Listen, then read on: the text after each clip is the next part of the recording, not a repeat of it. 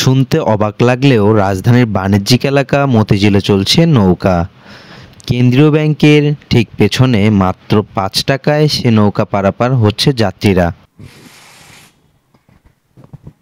মতিঝিলের নামকরণে সেই ঝিল থেকে দখলদারদের আগ্রাসনের কারণে সেই ঝিলটি এখন অস্তিত্ব সংকটে। ময়লা স্তূপে ঘিরে থাকা সামান্য একটি ডোবা, পানির কোনো রং না থাকলেও এখানকার পানি কুচকুচে কালো, যেন কোনো কারখানার নর্দমা সংযুক্ত হয়েছে। তার উপরে ২ থেকে ৩টি ডিঙি নিয়ে যাত্রীর অপেক্ষায় মাঝিরা। বুড়িগঙ্গা শীতলক্ষ্যা নয়, রাজধানীর প্রাণকেন্দ্র মতিঝিলে চলছে খেয়া নৌকা দিয়ে পারাপার। যে এখান থেকে নাকি প্রথম পারাপার হওয়া যায়, রিক্সা তো যাওয়া যায়, এটা কাছে হয়। আমার অফিসও মতিঝিল বক্স সেন্টার এখানে। এই দেখতে আমরা একটু হয় নজ দেখ হয় বাংলা ব্যাংক পুরো ঘুরে আসতে এখানে, এটা একটু সহজ হয় আর কি, এটা শখে যায় আর কি, ৫ টাকা বা শখে যাচ্ছে আর কি। কিন্তু এই যে শর্টকাট রাস্তা, নাহলে ঘুরে যাইতে হয়। ৭০ টাকা ৮০ টাকা নেয় মতিঝিল বাংলাদেশ ব্যাংক মুগদার থেকে। এখান থেকে হাইটা ফার্স্ট যাই, আমি এখানে প্রায় ১৫-২০ বছর এরকমই চলতেছে। আরো বড় ছিল, আস্তে আস্তে পড়তে কমে আছে।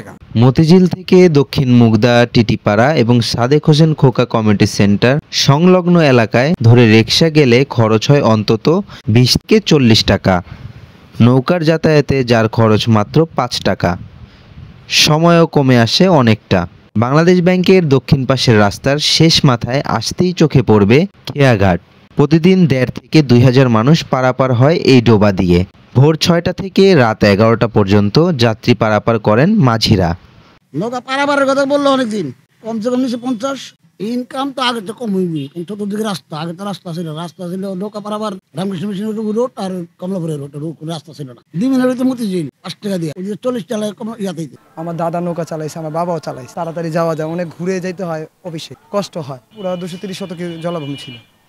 এখান থেকে এই সেন্টার পর্যন্ত, বিশ্বাস টাওয়ার পর্যন্ত পুরাটা খাল ছিল। আমি দাদাদের কাছে, চাচাদের কাছে শুনছি নৌকা মাধ্যম ছিল। মতিঝিলের এলাকা জুড়ে এক সময় ছিল থই থই পানি। বিস্তর এলাকা জুড়ে ডোবা দূরের পথ পাড়ি দিতে হতো এই নৌকা দিয়ে। ডোবা ভরাট হওয়ার ফলে মুঘল আমলের সেই ঝিল আর নেই।